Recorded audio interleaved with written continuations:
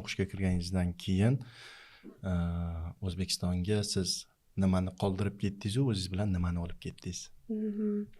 Vatan deganda odatda ko'p boshqacha tushuniladi ba'zan. Hukumat, davlat tushunilishi mumkin, lekin vatan odatda o'sha bir siqim tuprog'ingiz, yoshligingizdagi siz o'sha daraxtingiz, bog'ingiz, otangiz, onangiz, qarindoshingiz, amma, xolalaringiz, jiyanlaringiz, hammasi o'sha bittagina shu so'zni ichiga kirib ketar ekanda, shu narsalarni qoldirdim.